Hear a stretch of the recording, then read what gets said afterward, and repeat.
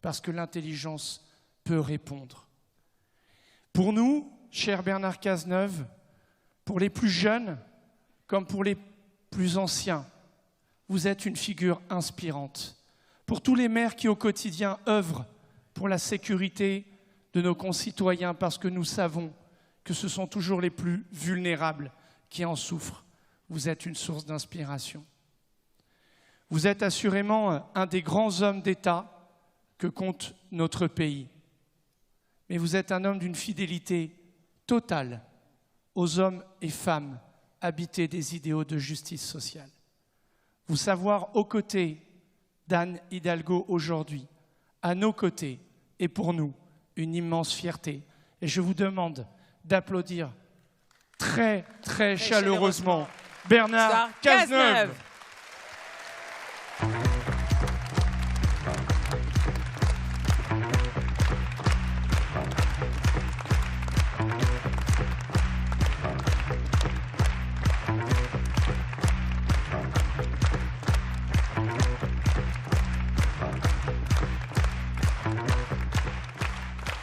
Merci à tous. Merci à tous. Je retrouve dans cette salle si comble et si chaleureuse l'esprit des grands rassemblements lillois dont Martine a le secret. Et Martine ne m'en voudra pas de commencer mon propos en évoquant notre candidate pour lui dire tout le bonheur qui est le mien de pouvoir lui apporter avec force et conviction un soutien absolu dans cette bataille dans laquelle elle s'engage avec le courage et la détermination qu'on lui connaît.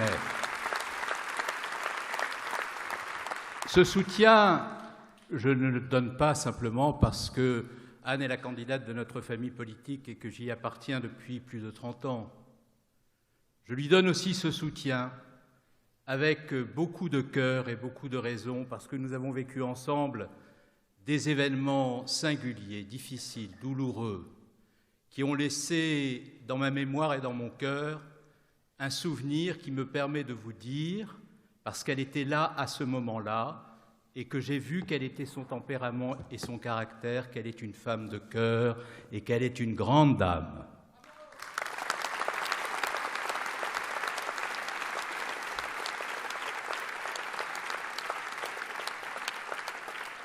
Car lorsque j'étais ministre de l'Intérieur, et bien entendu, vous l'imaginez bien, je garderai cela au plus profond de moi-même jusqu'à mon dernier souffle, nous avons été amenés à vivre des moments qui furent d'une particulière intensité. Et que vous avez vécu, vous tous, militants socialistes français, comme tous nos concitoyens, en partageant un sentiment qui portait un nom simple, qui se nomme le chagrin. Lorsque nous nous sommes retrouvés avec Anne, quelques minutes après que des barbares avaient décidé de décimer la rédaction de Charlie Hebdo, de ces figures si familières, si impertinentes, et qui, par leur stylo ou leur crayon, incarnaient l'esprit français, et que nous nous sommes retrouvés dans cette ambiance de désolation, il fallait qu'il y ait entre nous à la fois de la complicité, de l'affection et le sentiment d'appartenir à une même famille, celle des Républicains, pour tenir face à la douleur de l'épreuve à laquelle le pays était confronté. Je me souviendrai toujours de la présence d'Anne à la grande manifestation du 11 janvier, lorsque, aux fenêtres des immeubles de Paris, des milliers de Parisiens applaudissaient les policiers pour les remercier de les avoir protégés de la barbarie d'individus animés par une idéologie haineuse.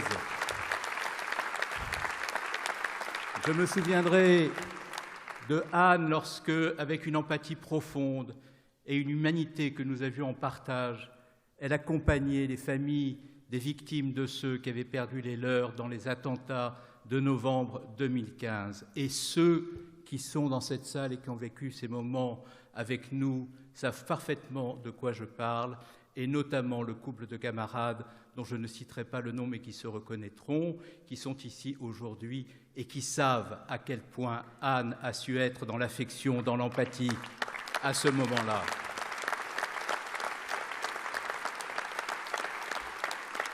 Je n'oublierai pas non plus le sentiment ardemment républicain qui nous conduisit tous ensemble, et notamment elle, à trouver les mots justes pour dire au moment où nous étions confrontés à cette terrible épreuve qui était destinée à fractionner, à fracturer, à antagoniser la société française. Je n'oublierai jamais à quel point elle sut trouver les mots pour dire la concorde et la fraternité. Et si la France est demeurée debout dans cette période où ceux qui font souffler les vents mauvais étaient déjà présents pour créer partout la division et faire passer la haine, s'il n'y avait pas eu des républicains et des républicaines comme Anne Hidalgo pour porter la parole de la République, alors notre pays, sans doute, se serait fracturé. Alors pour tout cela, chère Anne, merci, merci du fond du cœur pour avoir su, avec ces mots, avec cette force,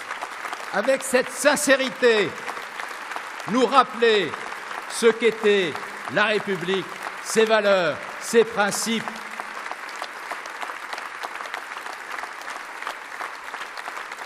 Et puis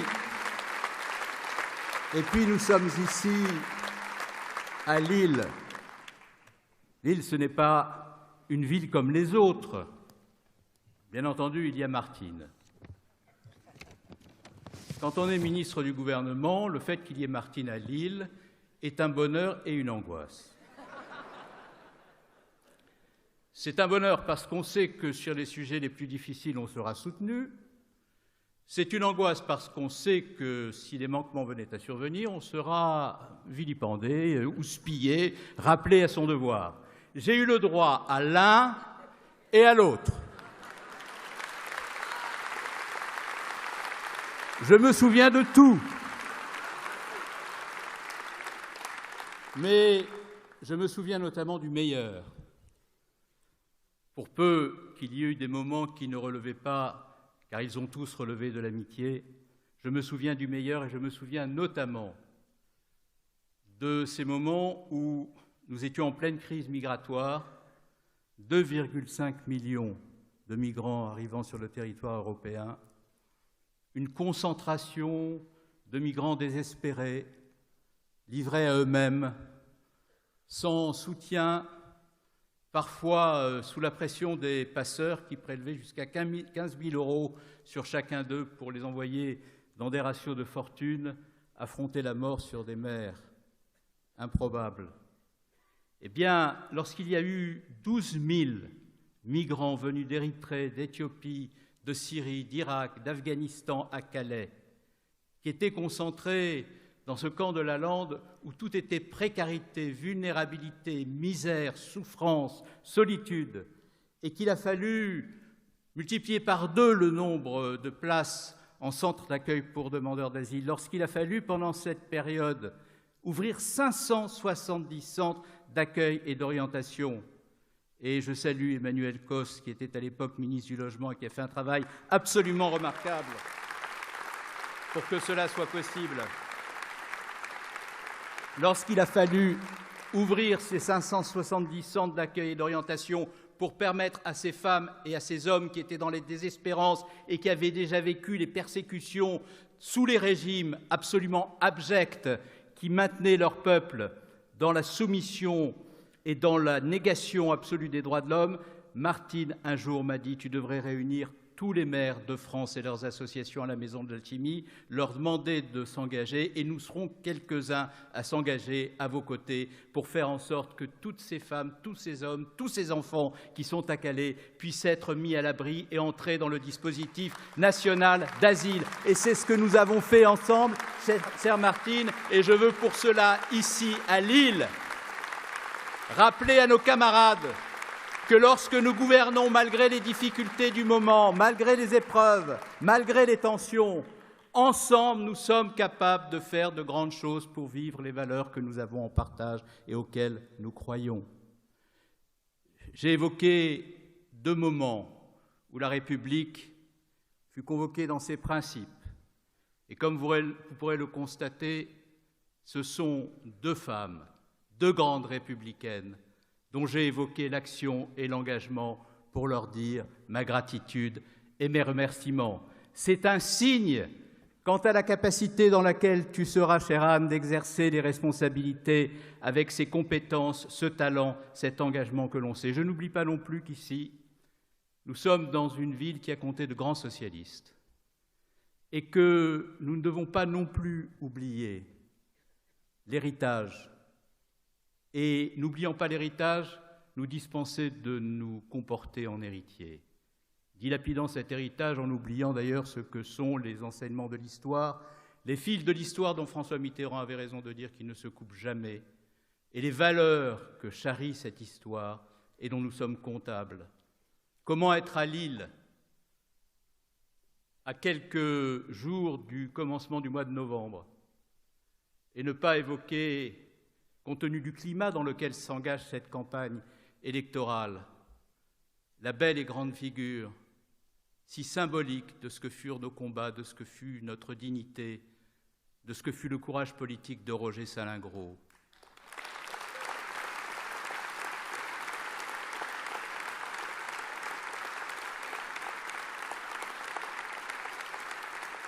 Comment ne pas évoquer cette figure de notre famille politique qui aurait pu connaître un autre destin si elle n'avait pas été armée de la volonté de savoir, de connaître, si elle n'avait pas été habitée par l'amour des belles lettres, si elle n'avait pas, dans les meilleurs lycées, fait les meilleures études, au point de réussir, à l'époque ça n'était pas courant, le baccalauréat à l'âge de 16 ans, avant que de partir dans les meilleurs lycées de Paris pour suivre les meilleures études. Comment ne pas évoquer le cœur valeureux, l'homme courageux, ardent, dont les qualités éminentes furent reconnues par celui qui était le principal collaborateur de Jean Jaurès, je veux parler de Léon Blum.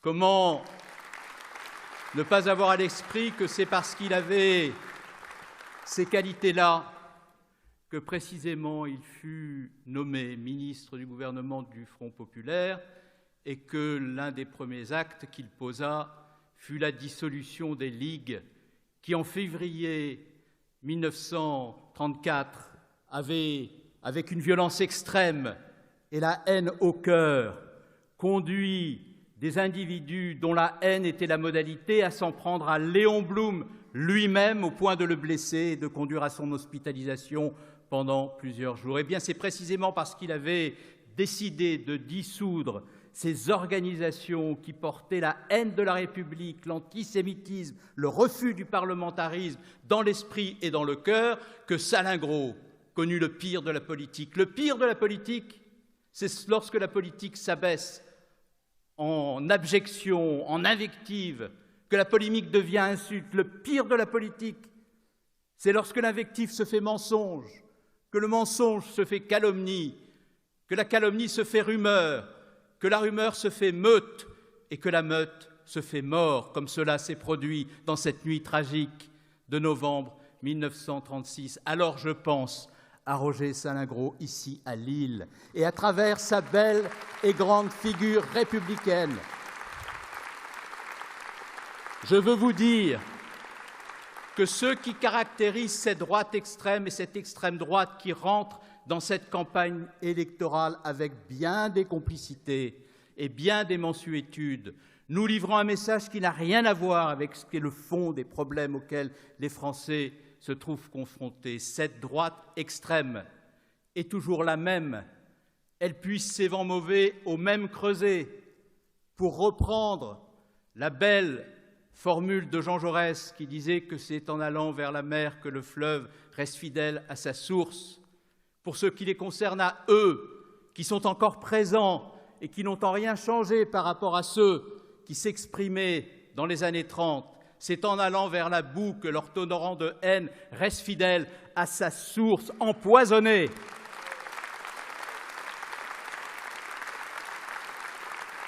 Alors, évoquant la figure de Roger Salingro, oui, j'ai envie de dire à tous les républicains qui sont là, car on ne peut pas être socialiste sans être ardemment républicain, que nous devons compter sur Anne et que nous pouvons compter sur Anne pour qu'à partir d'aujourd'hui, entrant en campagne, elle rehausse le niveau de cette campagne et dise ce que nous avons au fond du cœur concernant cet abaissement politique qu'on subit et que subissent les Français et qui conduit un responsable politique qui n'a de responsable que le nom à dire, dans un pays laïque comme le nôtre, à des hommes et des femmes, et notamment un grand-père qui a perdu ses petits-enfants à l'occasion d'un attentat terroriste abject à Toulouse et à Montauban, que lorsqu'il enterre ses petits-enfants en Israël, c'est à la France qu'il manque. Non, la laïcité, c'est la possibilité de croire ou de ne pas croire.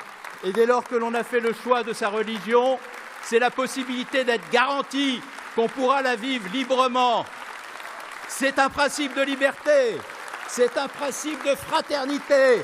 Et ce n'est pas un principe au nom duquel on insulte la mémoire de ceux qui ont souffert dans leur chair en trahissant la République et le message de la France. Vous êtes porteur de cela, chère Anne, tu es porteuse de cela à partir d'aujourd'hui. Et nous sommes confiants dans le fait que tu pourras porter loin ce discours et l'espérance qui va avec, parce que depuis longtemps, tel est ton engagement pour la France et pour la nation. Alors,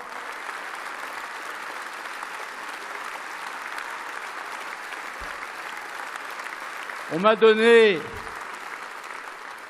8 minutes. Et ce n'est pas moi que vous êtes venu entendre. Vous comprenez bien que j'aurais mille autres choses à vous dire. Mais on me réinvitera peut-être, sait-on jamais. Et je pourrais vous dire le reste. Sur les inégalités sociales qui se creusent, sur la démocratie sociale qui appelle le besoin de corps intermédiaires avec lesquels on dialogue pour faire le progrès social et non cette verticalité qui n'est rien d'autre qu'une manifestation supplémentaire de narcissisme de la part de ceux qui se sont à un moment déclarés sociodémocrates et qui finalement se sont révélés sarkozystes.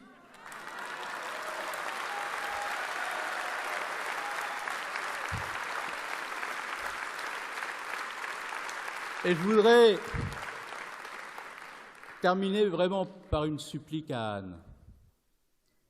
On nous explique que finalement tout est joué, que les sondages c'est les suffrages, que le second tour a lieu avant même que le premier n'ait permis aux uns et aux autres de s'exprimer. On nous indique que le président de la République est déjà quasiment réélu, tellement il est parvenu à se donner à lui-même les adversaires dont il rêvait. Eh bien, moi, j'aimerais bien que nous n'ayons pas un deuxième quinquennat d'Emmanuel Macron. Et un premier quinquennat d'Anne Hidalgo m'irait bien. Et je vais vous dire pourquoi je ne le souhaite pas vraiment. C'est parce que j'ai très peur qu'un deuxième quinquennat d'Emmanuel Macron ressemble à un troisième quinquennat de Nicolas Sarkozy.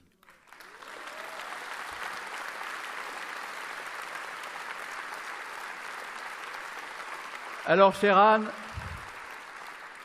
cette belle réunion, tu l'auras compris, témoigne, s'il en était besoin, de la détermination de chacun à te voir réussir et de prendre sa part pour ce faire. Ça s'appelle mettre la pression. Mais il n'y a aucune victoire possible si au commencement du combat, il n'y a pas des hommes et des femmes déterminés, militants, élus, responsables. Et Johanna a montré à quel point la magnifique équipe des élus, des maires, des présidents de région, présidents de département que tu as autour de toi et des militants qui agissent dans les associations, les collectivités, est une extraordinaire chance pour cette campagne de la voir réussir. Alors, comme vous l'aurez compris, Anne compte sur vous. Elle peut compter sur nous, elle peut compter sur moi, pour qu'au terme de cette campagne, nous ayons la très belle victoire de la République, qui sera aussi la victoire de la France, telle que nous l'aimons.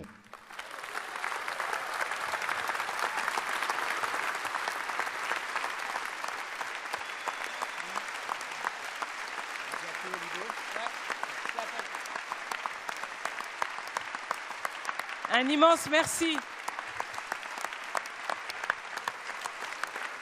Merci, merci. Merci Bernard Cazeneuve.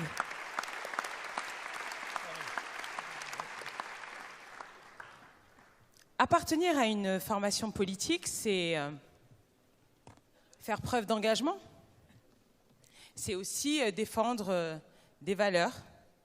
C'est aussi faire face à la tempête, même lorsque beaucoup, quasiment tous,